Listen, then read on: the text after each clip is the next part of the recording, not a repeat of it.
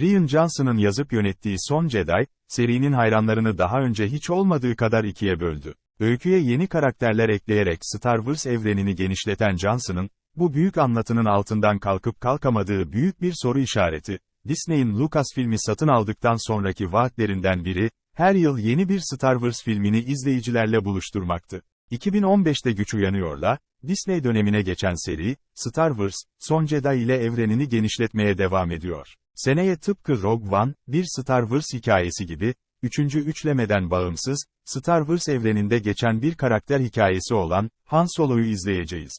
George Lucas'ın 1970'lerin sonunda yarattığı bu uzay operasını ya da fantastik öğelerle bezeli bilim kurgu western'i hayranlarıyla kurduğu ilişkiden bağımsız değerlendirmek pek de mümkün değil. Önce Lucas'ın, ardından birçok farklı senarist ve yönetmenin kurduğu Star Wars evreni, mitolojinin fanlarının ürettiği hikayelerle de genişliyor. J.J. Abrams gibi Son Jedi'in yönetmeni Rian Johnson da bir Star Wars fanı. O yüzden ikisinin çektiği filmleri, serinin resmi devam filmleri gibi görmenin yanında, yüksek bütçeli birer fan filmi gibi de görmek mümkün. Abrams, ilk Star Wars filmi yeni bir umutun, anlatı yapısını birebir kopyalayıp Güç Uyanıyor'la seyircinin karşısına çıktığında tepkilerle karşılaşmıştı.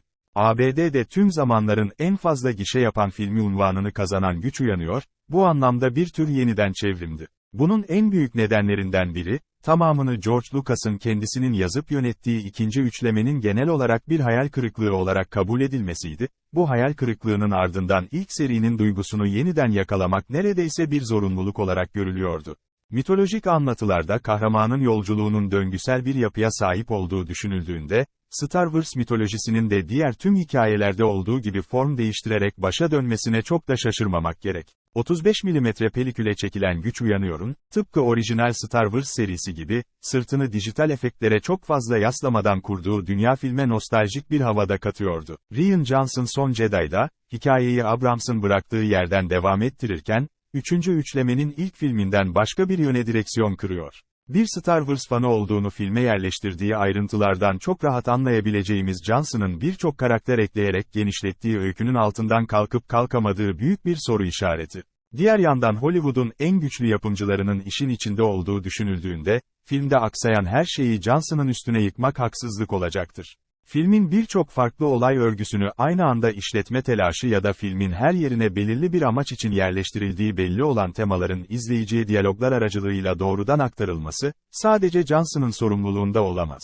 Birçok Star Wars filminde gördüğümüz gibi, karanlık tarafın aydınlığın peşine takıldığı bir sahneyle açılıyor Son Jedi, ilk düzen, asilerin yer aldığı bir gemiyi takip ediyor. Asilerin gemisi kalkanları sayesinde ilk düzenin saldırısına direniyor fakat asiler bu şekilde ancak sınırlı bir süre kaçabileceklerinin farkındalar. O yüzden film ve öyküye yeni katılan Rose, başka bir gezegene gidip bir şifre kırıcı bulup ilk düzenin gemisini etkisiz hale getirmek için bir göreve çıkıyorlar. Bu esnada Poe, Leia'nın yaralanmasının ardından geminin kaptanlığını üstlenen Amiral Holdo'nun hiçbir şey yapmadan beklemesine çok sinirlendiği için gemide küçük bir darbe yapıyor. Tüm bunlar olup biterken Rey de Luke Skywalker'ı asilere yardım etmesi için ikna etmeye çabalıyor. Birbirine paralel giden üç olay örgüsü, filmin sonunda aksiyonun doruk noktasına ulaştığı tuzla kaplı gezegende birleşiyor. Star Wars evreninin genişleme şeklinin Son Jedi'da pek de organik bir şekilde ilerlemediğini belirtmek gerek. Bir sahnede öylece beliriverip sonra da birden öykünün içine dahil olan ve tam olarak tanıma fırsatı bulamadığımız karakterlerle dolu Son Jedi.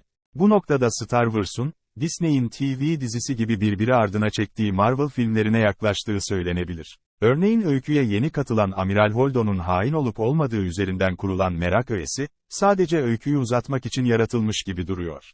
Leia'nın sağ kolu olduğunu anladığımız Holdo'nun verdiği kararların rasyonelliğine karşı Poe'nun verdiği duygusal tepkiler filmin bu kısmındaki temel çatışmayı oluşturuyor. Holdo'nun, eril bakışın ürettiği, mantıklı erkek, duygusal kadın, ikiliğini altüst etmek için hikayede bu kadar yer kapladığını bir süre sonra anlıyoruz. Diğer yandan Rose ve Finn'in gittiği kumarhane gezegeninde şifre kırıcıyı canlandıran Benicio del Toro da ana öyküye katkı sunmayan bir konuk oyuncu. Bu gezegende geçen sahneler, filmin ürettiği politik söylemi seyirciye aktarmak için çekilmiş gibi. Mesela, günlerini gün eden zenginlerden nefret ettiğini söyleyen Rose filmin bu bölümünde, silah tacirleri yüzünden evrende savaşın hiçbir zaman bitmeyeceğini söylüyor. Star Wars'u ana akım sinema için değerli kılan, izleyicinin bambaşka bir galakside çok çok uzun bir zaman önce geçen mitolojik bir öyküde kendini kaybedebilmesidir. Kaçış sinemasının ulaştığı en görkemli noktadır Star Wars. Ve her mitolojik hikaye gibi iyi ile kötünün savaşını konu edinirken, bir yandan da karakterlerin içindeki aydınlık ve karanlığın mücadelesini anlatır. Oysa Rogue One'daki kimi mizansenler nasıl Orta Doğu'daki savaşı seyirciye hatırlatma görevi üstlendiyse, Son Jedi'da da kadın karakterler üzerinden kurulmaya çalışılan feminist ve antikapitalist söylem benzer bir görev üstleniyor. Star Wars evreni zaten geçmişin, şimdinin ve geleceğin politik çelişkilerine dair temel meseleleri masaya yatırmışken, Son Jedi'ın güncel politikaya dair söylem üretme telaşı filmin dramatik yapısına zarar veriyor. Daha önceki filmlerde alt metin düzeyinde kalan temalar, bu filmde metnin kendisine dönüşüyor. Bu didaktik politik söylemleri üretmek için eklenen sahneleri çıkardığınızda da büyük hikayenin varmak istediği nokta değişmiyor aslında, bu sahneler filme sonradan eklenmiş gibi duran, fazla önem taşımayan ayrıntılar bir bakıma. Holdo'nun ya da şifre kırıcıyla tanıştığımız yan öykülerin filmin asıl meselesini besleyen bir tarafı olduğunu söylemek zor. Hatta yine bu iki bölümü filmden çıkarsanız, paralel kurguyla dağıldıkça dağılan öykünün çok daha kolay toparlanabileceğini hayal etmek de mümkün. Şifre kırıcıya gerek duyulmadan ilk düzenin gemisine girmek için bir çözüm pekala bulunabilirdi. Ya da feminist bir söylem üretmek için illaki önce güvenilirliğine dair şüphe duyduğumuz bir karakterin kendini feda ettiğini görmemize gerek yoktu. Evreni genişletme çabasının organik bir şekilde ilerlememesi yüzünden, uzun metraj bir film çekmek için gerekli çatışmaların nasıl üretildiğini rahatça tespit edebiliyoruz. Güç uyanıyor da tanıştığımız Rey, Poe ve Finn'in bugüne kadarki en uzun Star Wars filminde ne kadar geliştiği ve dönüştüğü de bir soru işareti. Rey hala bu evrendeki yerine dair bir cevap bulmuş değil, Poe yine fırlama bir pilot olarak ortalığı karıştırmaktan başka bir şey yapmıyor, ilk filmde ışın kılıcı kullandığını gördüğümüz Finn'e dair aklımızdaki soruların hiçbiri de cevaplanmıyor. Bu yeni öykünün baş karakteri bellediğimiz Rey'e dair yeni çok az şey öğreniyoruz. Karanlık tarafın çağrısına kulak veriyormuş gibi görünen Rey'in o çağrı tarafından nasıl etkilendiğine dair de bir fikrimiz yok. Son Jedi'ın, genel olarak serinin en iyi filmi kabul edilen İmparator'a benzemesi bekleniyordu. Öyküye Yoda gibi kilit isimleri ekleyerek evreni genişleten İmparator, klasik hikaye yapısını mükemmel bir şekilde kullanan, karakterlerin çıktığı görevleri filmin ana çatışmasını besleyecek şekilde ilerleten, sinema tarihinin en etkileyici dönüm noktalarından birine sahip katıksız bir başyapıt. Tabii ki Son Jedi'ın İmparator kadar iyi bir film olmasını beklemek zaten çok gerçekçi değildi. Fakat iki filminde 3 bölümden oluşan büyük bir anlatının ikinci bölümü olması, aralarında bu düzlem üzerinden karşılaştırma yapmamıza izin veriyor. Son Jedi, İmparator gibi Star Wars anlatısını fikirsel ve duygusal olarak dönüştürmeyi, öyküye yeni çatışmalar eklemeyi başaramıyor. Johnson'ın filmi, görev üstüne göreve giden karakterlerin maceralarıyla, üst üste ölen asilerin fedakarlıklarıyla bezeli ve kendi içinde sürekli aynı çatışmayı tekrar ediyor. Ana yapısı itibariyle ise diğer Star Wars filmlerinin trüklerini birebir uyguluyor. Son Jedi'ın diğer Star Wars filmlerinden farklı yaptığı bir şey varsa o da Jedi öğretisini bir nevi süper kahramanlık öğretisine dönüştürmesi. Luke Skywalker'ın, ustası Obi-Wan Kenobi gibi güce karışarak dünyayı terk etmeden önce bir hologram olarak Kylo Ren'in karşısına çıktığı sahne bir Superman filminden çıkmış gibi. Üzerine bombalar yağsa da hiçbir zarar görmediğini anladığımız Luke Skywalker neredeyse bir peygambere dönüşüyor filmde. Skywalker kanı taşıdığı için süper güç benzeri yeteneklere sahip Leia, öldüğünü düşündüğümüz sahnede uzayda hareket ederek gemiye dönüyor. Leia ve Luke, bildiğimiz Leia ve Luke olmaktan çıkıyor. Efsaneleştirilen karakterlerin bu yükün altında ne kadar ezildiği temasına odaklanan filmin bu anlamda kendi mitini sorunsallaştırdığı da düşünülebilir. Evrende adı kulaktan kulağa yayılan ve efsaneleşen Luke artık tüm galaksinin en büyük kahramanı. Fakat bir yandan bu çelişkiyi ortaya koyan filmin, diğer yandan ikisini de birer süper kahraman gibi sunması, bambaşka bir çelişki doğuruyor. Eğer Jedi öğretisine dair bildiğimiz bir şey varsa o da onun hakkında bir şey bilmememizdir. Evrendeki dengeyi sağlayan, her şeyi bir arada tutan tanımlaması zor bir güç ve bu gücü kullanarak evrendeki karanlığı aydınlatmaya çalışan Jedi'lar hiçbir zaman Marvel filminden fırlamış kahramanlar gibi tanıtılmamıştı. Star Wars'un kahramanları daha önce mutlak ve sonsuz bir gücün sahibi olarak karşımıza çıkmadı. Filmin serinin geri kalan filmlerine göre tematik olarak daha fazla irdelediği noktalardan biri ise aydınlıkla karanlık arasındaki çizginin muğlaklığı.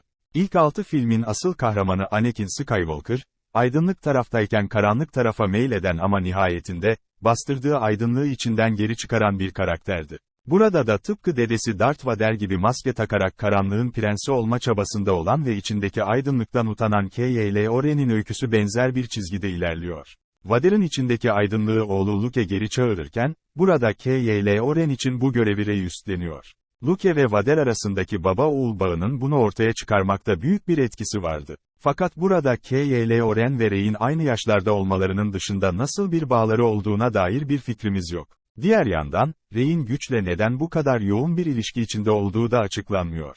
Her şey neredeyse daha önce yine hiçbir Star Wars filmin görmediğimiz şekilde, ilahi güçler tarafından idare ediliyor. Kylo Ren, Han Solo ve Luke gibi hayatındaki otorite figürlerine savaş açmış bir ergenken, Rey'in motivasyonlarının ne olduğuna dair tam bir fikir edinemiyoruz. Rey'in karanlık tarafın çağrısıyla Luke'un yaşadığı adanın zemininde yaşadığı çatışmalar, aynalar arasındaki sonsuz yansımaları gördüğümüz sahnede tasvir ediliyor. Bu çağrının sonunda karanlık tarafa geçiyormuş gibi gördüğümüz Rey, Luke'u ışın kılıcıyla tehdit ediyor. Fakat bunu karanlığın çağrısının sonucu olarak görmek pek mümkün değil. Rey burada kendisine yalan söyleyen Luke'a, hayatındaki otorite figürüne karşı çıkıyor. Pek de haksız olduğu söylenemez. Bu noktada Luke'un Kylo Ren'i öldürmeye çalıştığını öğrenmemiz, anlatının mutlak iyi kahramanının içindeki zayıflığı gözler önüne seriyor. Luke'un Yoda ile konuştuğu sahnede filmin usta-çırak ilişkisine dair söyledikleri Star Wars anlatısının, babalar ve çocuklar arasındaki çatışmayı irdeleyen boyutuna dair birkaç ek yapıyor. Yoda, ustasından daha yetenekli ve daha güçlü çırakların, ustaları tarafından kendilerine benzetilmeye çalışılmasının ne kadar nafile bir çaba olduğunu söylüyor. George Lucas'ın ortaya attığı temaları genişletmeye ve derinleştirmeye çalışan Rian Johnson'ın da, ustasınınkilerden daha büyük bir film yapma çabasında olduğu söylenebilir. Fakat karşımızda Lucas gibi, yaratım sürecini neredeyse tamamen kendi kontrol eden, anlatısının mutlak hakimi bir yönetmen yok. Üzerindeki otoritenin, stüdyonun taleplerine boyun eğmiş gibi görünüyor Johnson. Son Jedi, bir Star Wars filminden çok bir Disney filmine benziyor.